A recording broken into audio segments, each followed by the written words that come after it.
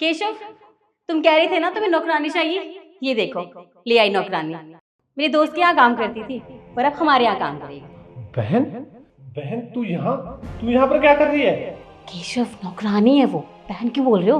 अरे नहीं शिखा, वो नौकरानी नहीं है, मैं इसे जानता हूँ, ये मेरी बहन है नव्या। जहाँ तक मैं जानती हूँ तुम्हारी 2 बहनें हैं, उनका बहुत अच्छा परिवार है, फिर ये तीसरी कहाँ से आ गई? शिखा प्लीज़ 1 मिनट रुको, मैं तुम्हें सब कुछ बताता हूँ। नव्या, बहन ऐसी कौन सी नौबत आ गई कि तू घर घर जाकर झाड़ू पोछे का काम करने लग गई? भैया, आप तो जानते हैं ना कि मेरे भैया फौज में थे और सरहद पे लड़ते लड़ते वो शहीद हो गए। उसके बाद भाभी ने जो अपना रूप दिखाया है ना, वो मैंने कभी सपने में भी नहीं सोचा था। सरकार से जो भी पेंशन आती थी वो सब भाभी अपने पास रखती थी। मैं अगर उनसे कॉलेज के लिए फ़ीस मांगती तो वो मुझे फ़ीस भी नहीं देती थी, मुझसे घर का सारा काम कराती और ताने भी देती थी। पता नहीं क्यों उन्हें ऐसा लगने लगा था कि मैं उनसे प्रॉपर्टी में हिस्सा मांगूंगी, इसलिए उन्होंने मुझे घर से बाहर निकाल दिया। और अपना पेट पालने के लिए कोई ना कोई काम तो करना था ना, इसलिए मैं यही काम करने लगी। बहन तू घर से क्यों निकली? तेरा उस प्रॉपर्टी पे बराबर का हक था और उस पेंशन पे भी, तूने अपना हक क्यों नहीं मांगा? भैया, मेरी प्रॉपर्टी तो मेरे भैया ही थे, अब जब वही नहीं रहे तो इन कागजों का मैं क्या करूंगी?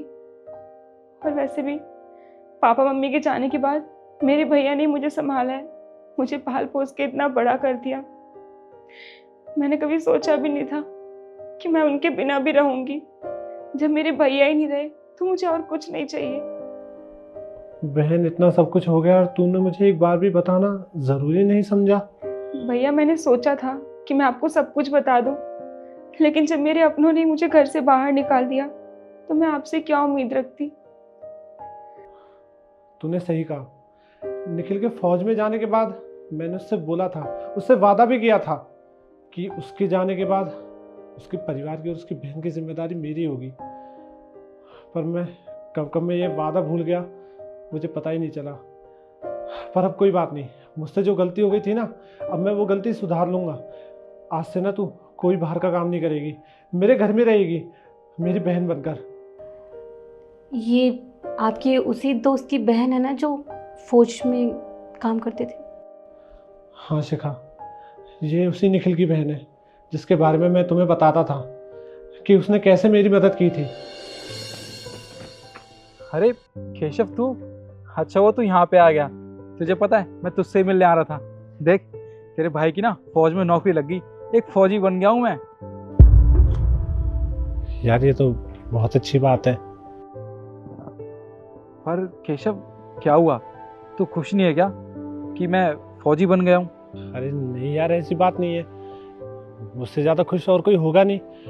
वो तो बस ऐसे ही मैं किसी बात से परेशान था। देख, मैंने तुझे इतना परेशान ना आज से पहले कभी नहीं देखा। तू मुझे बता, आखिरकार बात क्या है? यार निखिल, तुझे तो सब पता है कि मेरी घर की हालत कैसी है। मुझे ना कॉलेज की फीस भरनी है और मेरे पास पैसे ही नहीं है। सोच रहा हूँ पढ़ाई छोड़ दूँ और एक अच्छी सी नौकरी की तलाश करूँ। बस इतनी सी बात? और तू इतनी सी बात के लिए अपनी पढ़ाई छोड़ेगा? पागल हो गया है क्या तू? अगर ऐसी ही बात थी तो तूने एक बार मुझे क्यों नहीं बताया? रुक,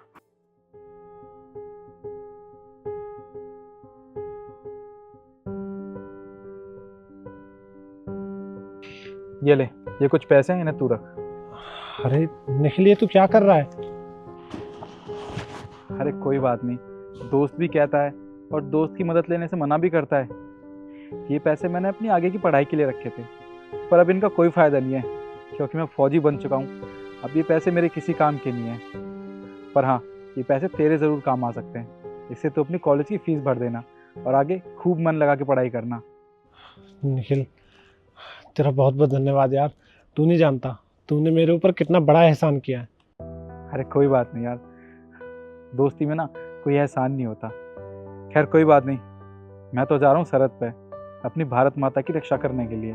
पर हाँ, तुझे ना मेरे घर वालों का ध्यान रखना है, समझा तू? अरे बिल्कुल यार।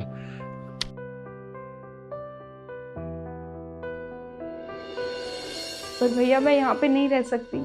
मेरी खुद की भाभी ने मुझे घर से बाहर निकाल दिया है, तो आप लोग मुझे क्यों रख रहे हैं यहाँ पे? कोई बात नहीं, इसमें क्या हो गया। और वैसे भी ये तुम्हारे भाई हैं तो मैं भी तो तुम्हारी भाभी लगी ना। और देखो, हमें प्लीज़ माफ़ कर दो, हमने तुम्हारे बारे में जानने की बिल्कुल भी कोशिश नहीं की कि तुम कितनी परेशान थी। पर अब तुम टेंशन मत लो, अब तुम हमारे साथ रहोगी, हमारे घर में, ठीक है। और अगर तुमने मेरी बात नहीं मानी ना तो मैं ज़बरदस्ती भी कर सकती हूँ फिर। भाभी, आप ना सच में बहुत अच्छी हैं।